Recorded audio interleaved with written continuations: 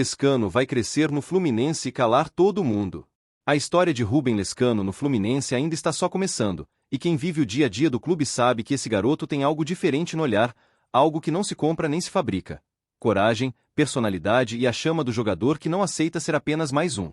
O nome dele começou a ecoar no Paraguai nos últimos dias, como se estivesse prestes a voltar para o Cerro Porteño, mas a verdade é que isso nunca passou de rumor vazio. E quando o próprio pai do jogador veio a público falar, ficou claro que o destino do menino é aqui, no Rio de Janeiro, vestindo nossa camisa e lutando pela vaga que ele sabe que pode conquistar. O futebol paraguaio pode até sentir saudade do talento que revelou, mas Lescano não está disposto a recuar um passo sequer. Ele veio para o Brasil porque sabe que, para evoluir de verdade, precisa se testar no ambiente mais competitivo do continente. Jogar no Brasil exige força mental, técnica refinada e uma confiança absurda, e é justamente por isso que eu fico cada vez mais empolgado com a permanência dele. Não é qualquer jogador que encara esse desafio de frente. E Lescano encara. O próprio pai dele falou abertamente que não existe mínima chance de retorno ao Cerro Porteño. Não existe brecha, não existe dúvida. A missão do garoto é se provar num nível mais alto, conquistar seu espaço e mostrar que vale cada centavo do investimento pesado feito no seu futebol. Foram mais de 29 milhões de reais, sim, e isso não me assusta nem um pouco. Pelo contrário, quando um clube aposta assim em um jovem de 20 anos, é porque enxerga potencial para virar peça decisiva, patrimônio técnico e financeiro, protagonista. E eu enxergo isso nele também. Lescano é um jovem promissor que, quando tiver sequência, vai mostrar o que o torcedor ainda não viu. Ele chegou como um reforço pensado para disputar posição com Lima e com Ganso, que ainda se recuperava de um problema sério na época. E por mais que as oportunidades tenham sido poucas, isso não diminui o talento que o garoto possui. A verdade é que o futebol, às vezes, não é somente sobre qualidade técnica. É sobre encaixe, momento, decisões do treinador e até mudanças inesperadas no comando. E isso pesou demais no início dele aqui.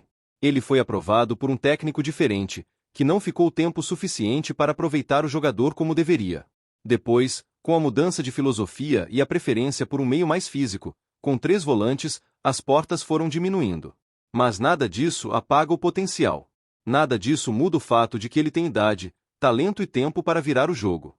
Aliás, a torcida do Fluminense já viu isso acontecer muitas vezes. Jogador jovem, promissor, que chega rodeado de expectativa, demora para engrenar, fica escondido no elenco por alguns meses e quando finalmente recebe um espaço, explode.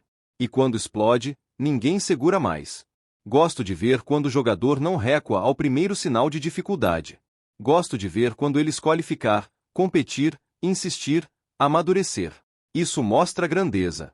Isso mostra que o garoto tem personalidade de protagonista. Lescano é do tipo que não se contenta em ser figurante. Ele quer ser parte da história. E, sinceramente, eu acho que o Fluminense é o palco perfeito para ele. Aqui, quando o jogador se entrega e mostra vontade real de evoluir, a torcida abraça.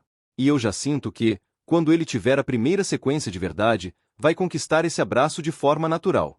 Ele tem um toque diferente na bola, uma visão rápida, um estilo de jogo que combina demais com o jeito que o nosso time gosta de construir.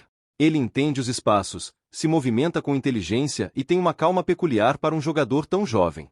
E é por isso que eu faço questão de dizer, Lescano não veio ao Brasil para fazer turismo ou para ser coadjuvante. Ele veio porque sabe que pode ir longe. Ele veio porque acredita na própria capacidade, porque quer evoluir, porque sabe que esse é o caminho para virar o jogador que ele sonha ser. E eu também acredito. Eu não tenho dúvida nenhuma de que, no momento em que as oportunidades aparecerem de verdade, ele vai agarrar com unhas e dentes. Vai mostrar que não é apenas mais uma contratação cara. Vai provar que é investimento, não gasto. E que o Fluminense acertou ao apostar nele. Alguns jogadores precisam de adaptação. Precisam de tempo. Precisam de confiança. E com Lescano não é diferente. Mas quando o pai do garoto diz que ele não quer voltar, que não quer desistir, que quer lutar pela vaga e que só sairia do Brasil para outro clube brasileiro, isso diz muito sobre sua mentalidade. E mentalidade, no futebol atual, vale tanto quanto talento. Ele quer o desafio. Ele quer o nível alto. Ele quer o Fluminense. Acredito demais no futuro dele com a nossa camisa. E sei que, quando esse futuro finalmente começar a acontecer dentro de campo, muita gente vai lembrar destas palavras. Porque jovens promissores com coragem, qualidade e fome de protagonismo sempre acabam encontrando seu espaço. Sempre acabam virando protagonistas. Sempre acabam mostrando que valeu a pena acreditar. E eu acredito em Lescano. Porque ele é promissor. Porque ele tem talento. Porque ele tem personalidade. E porque, aqui no Fluminense, jogador assim costuma virar história. Vamos à terceira notícia. Fogo Colisão. Samuel Xavier revelou o dia mais tenso da sua vida e arrepiou a torcida. Colisão Fogo. Eu jamais vou esquecer o que representou aquele momento para todos nós que vivemos o Fluminense de forma intensa, diária, apaixonada. E quando ouço Samuel Xavier relembrando cada detalhe, cada sensação, cada pequena fagulha daquele dia que marcou a nossa história, meu coração volta a bater no mesmo ritmo frenético de 2023. É impossível não sentir o peso daquele dia, a atmosfera carregada de emoção, a energia que parecia vir das arquibancadas, da cidade inteira, do mundo inteiro que olhava para o Maracanã naquele instante decisivo. Samuel Xavier, um jogador que sempre entregou dedicação, força e personalidade, reviveu aquilo com a sinceridade de quem esteve dentro do olho do furacão, e isso só reforça o quanto ele é bom jogador, o quanto representa dentro de campo e o quanto entende o que é vestir a camisa tricolor. Quando ele participou do podcast e começou a falar sobre aquela manhã inesquecível, parecia que estava nos levando pela mão de volta à concentração. Ele contou como se fosse ontem. Falou daquele clima diferente, daquela mobilização natural que ninguém precisava explicar. Era como se cada jogador soubesse, só pelo silêncio ou pelo olhar, que ali estava algo maior do que eles próprios. Samuel descreveu aquilo como um dia espetacular, mas que veio acompanhado de uma agonia difícil de controlar. E quem não sentiu isso também? Quem não passou o dia inteiro como se tivesse um rádio ligado no peito, transmitindo um sinal nervoso sem parar? Ele falou sobre jogadores que nem tinham o hábito de tomar café da manhã e que, de tanta ansiedade, acabaram descendo para tentar engolir alguma coisa. Todos acordando mais cedo, todos inquietos, todos dominados pela consciência de que aquele era o dia que poderia mudar a vida deles. Samuel acordou no horário de sempre, mas isso não amenizou o impacto do pensamento automático que pulou na cabeça assim que abriu os olhos. O jogo é hoje. Ele disse que aquele frio na barriga veio instantaneamente, quase como um reflexo inevitável. É impossível ouvir isso e não sentir que Samuel viveu aquilo com a mesma intensidade que vivemos nós, torcedores. A expectativa tomava conta de tudo.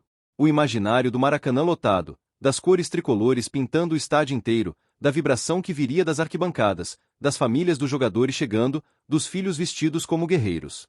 Ele contou que sua esposa enviou fotos dos filhos prontos para o grande momento, com a camisa, com um sorriso que misturava inocência e orgulho. E quando Samuel falou que isso arrepia até hoje, eu entendo completamente.